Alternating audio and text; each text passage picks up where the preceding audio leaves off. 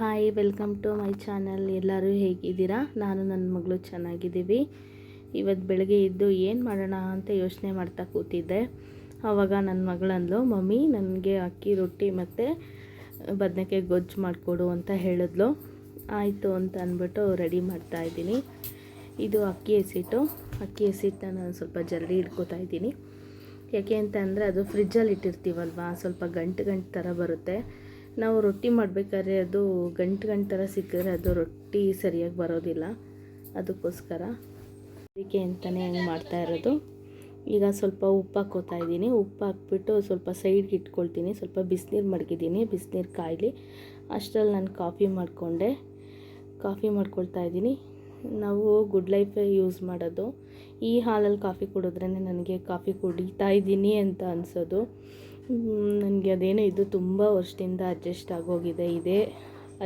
ಇದೇ ಇಷ್ಟ ಆಗುತ್ತೆ ನನಗೆ. ನಾವು ಇದೇ ಕೂಡ ಯೂಸ್ ಮಾಡೋದು. ಈಗ ಬದನೆಕಾಯಿ ಎಲ್ಲ ಕಟ್ ಮಾಡಿಕೊಂಡು ಸ್ವಲ್ಪ ನೀರಿಗೆ ಹಾಕಿ ಇಟ್ಕೊಳ್ತೀನಿ. ಯಾಕೆ ಅಂತಂದರೆ ಇದರೊಳಗೆ ಸಣ್ಣ ಸಣ್ಣ ಬೀಜಗಳಿರುತ್ತೆ. ಅದು ನಮ್ಮ ಹೊಟ್ಟೆ ಒಳಗೆ ಹೋಗಬಾರ್ದು. ಇದರಿಂದ ಕಿಡ್ನಿ ಸ್ಟೋನು ಇವೆಲ್ಲ ಆಗುತ್ತೆ ಅಂತ ಹೇಳ್ತಾರೆ. ಅದಕ್ಕೋಸ್ಕರ ನಾನು ಏನು ಮಾಡ್ತೀನಿ ಅಂದರೆ ಸ್ವಲ್ಪ ಮುಂಚಿತವಾಗ್ಲೇ ಕಟ್ ಮಾಡಿ ನೀರೊಳಗೆ ಸ್ವಲ್ಪ ಉಪ್ಪು ಹಾಕಿ ನೆನೆಸಿಟ್ಟಿರ್ತೀನಿ. ಅದರಿಂದ ಏನಾಗುತ್ತೆ, ಬೇಕಾದ್ರೆ ನೀವು ಎಲ್ಲ ಆದಮೇಲೆ ಲಾಸ್ಟಲ್ಲಿ ನೋಡಿ ತಳದಲ್ಲಿ ಒಂದಷ್ಟು ಬೀಜಗಳೆಲ್ಲ ಇರುತ್ತೆ.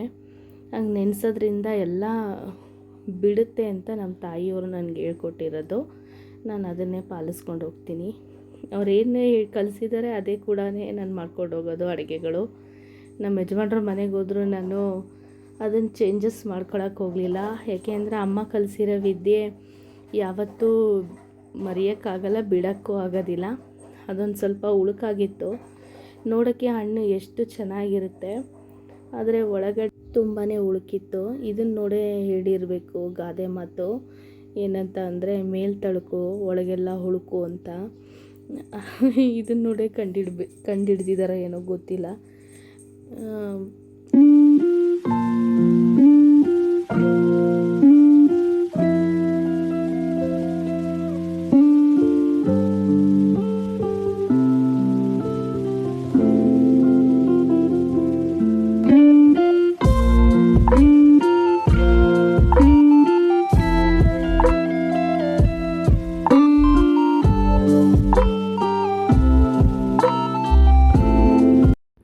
ಈರುಳ್ಳಿ ಕಟ್ ಮಾಡ್ಕೊಳ್ತಾ ಇದ್ದೀನಿ. ಒಂದು ಈರುಳ್ಳಿ ಸಾಕಾಗುತ್ತೆ ಪಲ್ಯಕ್ಕೆ. ತುಂಬ ಜಾಸ್ತಿ ಹಾಕಿದ್ರೆ ಅದು ಸ್ವಲ್ಪ ಸಿಹಿ ಥರ ಬಂದ್ಬಿಡುತ್ತೆ. ಜಾಸ್ತಿನೂ ಹಾಕಬಾರ್ದು. ಒಂದು ಈರುಳ್ಳಿ ಸಾಕು. ಸಣ್ಣದಾಗಿ ಹೆಚ್ಕೊಳ್ಳಿ. ತುಂಬ ಸಣ್ಣನೂ ಬೇಡ, ಇದು ಬೇಡ, ನಾರ್ಮಲಾಗಿದ್ದರೆ ಸಾಕು. ಒಂದು 2ರಿಂದ 3 ತೊಗೊಂಡಿದ್ದೀನಿ ನಾನು. ಟೊಮೆಟೊ ಕೂಡ ಅಷ್ಟೇ ಕಟ್ ಮಾಡ್ಕೊಳ್ತಾ ಇದ್ದೀನಿ. ಅದು ಸ್ವಲ್ಪ ಸಣ್ಣದಾಗೆ ಕಟ್ ಮಾಡ್ಕೊಳ್ಳಿ. ತುಂಬ ದಪ್ಪನೂ ಬೇಡ, ಸಣ್ಣನೂ ಬೇಡ, ನಾರ್ಮಲಾಗಿರಲಿ.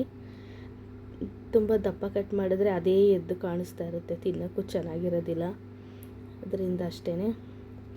ಆಯಿತು, ಟೊಮೊಟೊನೂ ಕಟ್ ಮಾಡಾಯಿತು. ನೆಕ್ಸ್ಟು ಒಲೆ ಹಚ್ಚಿದ್ದೀನಿ. ಬಾಣಲಿ ಮಡಗಿದೆ. ಬಾಣಲಿ ಸ್ವಲ್ಪ ಕಾಯ್ತಾ ಇರೋಂಗೆ ಸ್ವಲ್ಪ ಕಡಲೆಕಾಯಿ ಬೀಜ ಹುರ್ಕೋತಾ ಇದ್ದೀನಿ. ಯಾಕೆ ಅಂದರೆ ನಾವು ಕಡಲೆಕಾಯಿ ಬೀಜ ಹಾಕ್ತೀವಿ. ನಮ್ಮ ಮರಾಠಿ ಸ್ಟೈಲಲ್ಲೆಲ್ಲ ಸ್ವಲ್ಪ ಕಡಲೆಕಾಯಿ ಬೀಜ ಜಾಸ್ತಿ ಬಳಸ್ತಾರೆ. ಅದು ತೆಗೆದಿಟ್ಟಾಯಿತು. ಅದೇ ಬಾಣಲಿಗೆ ಸ್ವಲ್ಪ ಎಣ್ಣೆ ಹಾಕ್ಕೊಳ್ಬೇಕು. ಎಣ್ಣೆ ಹಾಕ್ತೀನಿ. ಈಗ ಎಣ್ಣೆ ಹಾಕಾಯಿತು. ಎಣ್ಣೆ ಸ್ವಲ್ಪ ಕಾಯ್ತಾ ಇರೋಂಗೆ ಈರುಳ್ಳಿ ಮತ್ತು ಟೊಮೊಟೊ 2 ಹಾಕ್ಕೊಳ್ತೀನಿ. ಅದು ಚೆನ್ನಾಗಿ ಹುರ್ಕೋಬೇಕು. ಸ್ವಲ್ಪ ಈರುಳ್ಳಿ ಸ್ವಲ್ಪ ಕೆಂಪಗೆ ಆಗ್ತಾ ಇರೋಂಗೆ ಟೊಮೊಟೊ ಹಾಕ್ಬಿಡಿ.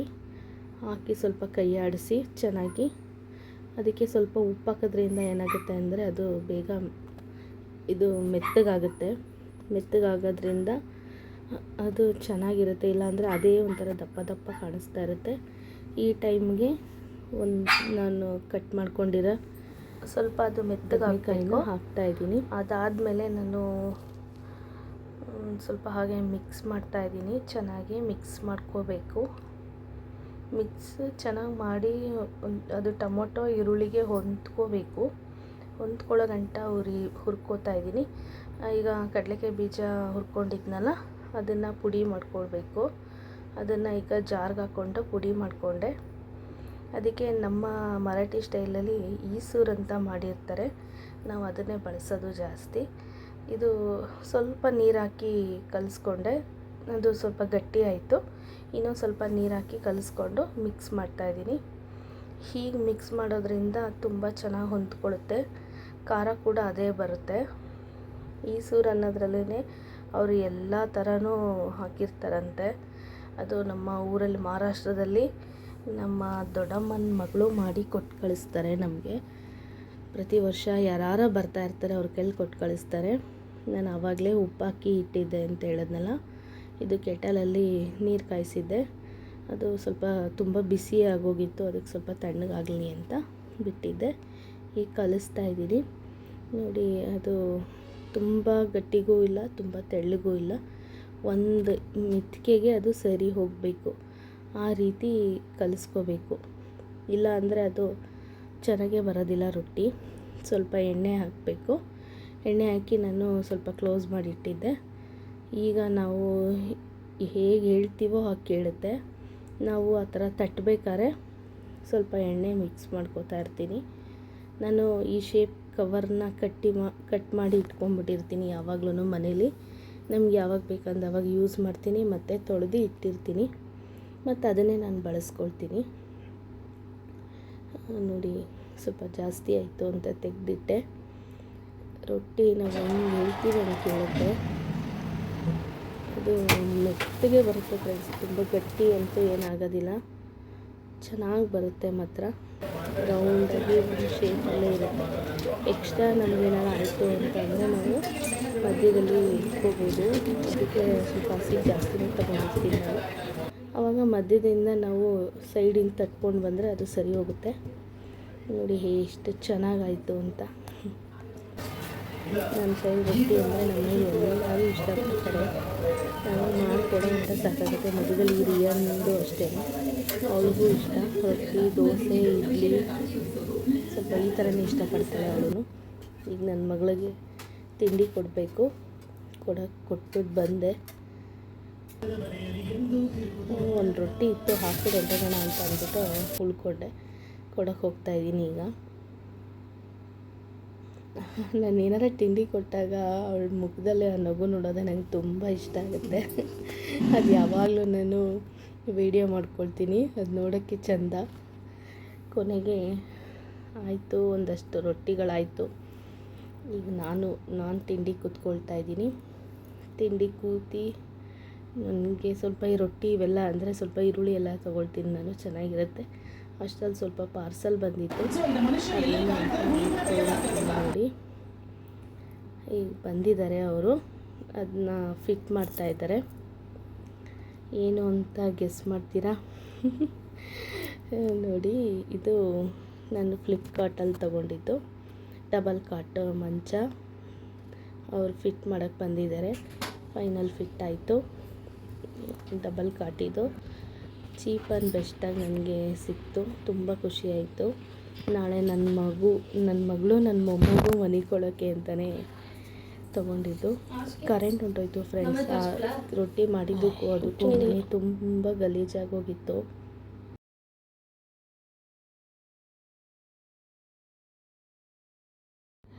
ಕರೆಂಟ್ ಹೋಗಲಿ ಇರಲಿ ಈ ಕೆಲಸ ನಾನೇ ಮಾಡಬೇಕು. ನನಗೆ ಅದೇ ಬೇಜಾರು. ಎಷ್ಟು ಬೇಜಾರಾಗುತ್ತೆ ಅಂದರೆ ಈ ಕೆಲಸ ಮಾಡೋಕ್ಕೆ ತುಂಬಾ ಬೇಜಾರಾಗುತ್ತೆ ನನಗೆ. ಪಾತ್ರೆ ಬೆಳಗೋದು ಅಂದರೆ ಇಷ್ಟನೇ ಆಗೋಲ್ಲ. ಅದಲ್ಲದೆ ಹಿಟ್ಟೆಲ್ಲ ಮಾಡಿಬಿಟ್ಟು ಹೋದ್ರೆ ಮನೆ ಸ್ವಲ್ಪ ಅಲ್ಲಿಂದ ತಂದು ಇಲ್ಲಿಗೆ ಹಾಕಿ, ಇಲ್ಲಿಂದ ತೆಗೆದು ಅಲ್ಲಿಗೆ ಹಾಕಿ ತುಂಬ ಟಯರ್ಡ್ ಆಗೋಯ್ತು ಮಾತ್ರ ಆವತ್ತು ನನಗೆ. ಫೈನಲ್ ಫಿಟ್ ಆಯಿತು. ನನ್ನ ಮಗಳು ಮನ್ಗಿದ್ದಾಳೆ, ಅವಳಿಗೆ ಯಾಕೋ ಆಗ್ತಾಯಿಲ್ಲ ಅಂತ ಅಂದ್ಬಿಟ್ಟು ರೆಸ್ಟ್ ಮಾಡ್ತಾಯಿದ್ಲು. ತುಂಬ ತೊಂದರೆ ಕೊಡೋಕ್ಕೆ ಹೋಗಲಿಲ್ಲ ನಾನು, ರೆಸ್ಟ್ ಮಾಡ್ಕೊಳ್ಳಿ ಅವಳು ಅಂತ ಅಂದ್ಬಿಟ್ಟು ಸುಮ್ಮನಾಗೋದೆ. ಇನ್ನೇನು ಮಾಡೋದು, ತುಂಬ ಹೊತ್ತು ಕಾದೆ.